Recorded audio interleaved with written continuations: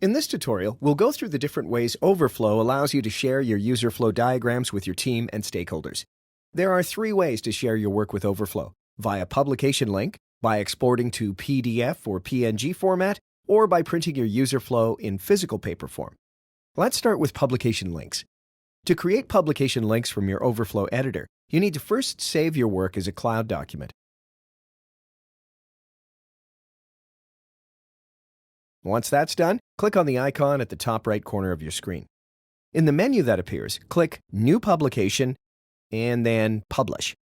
This will upload your Overflow document into the Overflow cloud and generate a new publication link. Copy the link and share it in an email, via instant messaging, or any other way you prefer. Recipients don't need to have Overflow installed. They just need to use the link you shared to see your diagram on their browser. Back to the step where you created your publication link, you also get a number of other useful options. You can specify a descriptive title for your publication to help you identify it more easily later.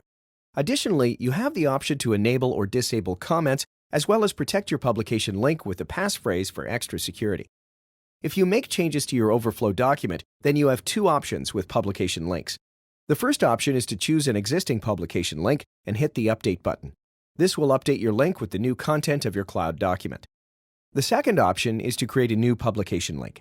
This means that your first link will remain intact, while the newest content will be shared under the new one.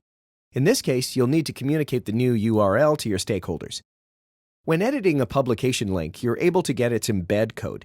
This allows you to display your user flow diagram on any website, blog, collaboration tool, or elsewhere. The Manage button can take you to the current publication link's exact location in the Overflow dashboard. From here, you can access options that are also available from the editor, such as passphrase protection and enabling comments. The second way to share your work with Overflow is by exporting each board individually in PDF or PNG format. In the editor, open the board slider menu on the left side of your screen. Right-click on any board you wish to share and click Export on the menu that pops up. On the new window, you have the option to pick between the PDF or PNG format, edit the exported diagram's resolution and scale, or deactivate your diagram's background. Proceed as you would in any other tool by picking your export's destination. The third and last way to share your user flows is by printing any of your boards and stitching it on a wall or anywhere else you want. To do so, open once again the board slider menu on the left side of your editor screen. Right-click on the board you want to print and click on Print to PDF. On the pop-up window that appears, you have many options to help you optimize your print job. You can pick the paper size, page orientation, edit the diagram scale as it will appear on paper, and much more. One interesting option you get here is what is known as bleeding, meaning overlapping areas that will help you achieve the perfect stitching result based on how and where you want to display your diagram without missing a single pixel from your screens and connectors.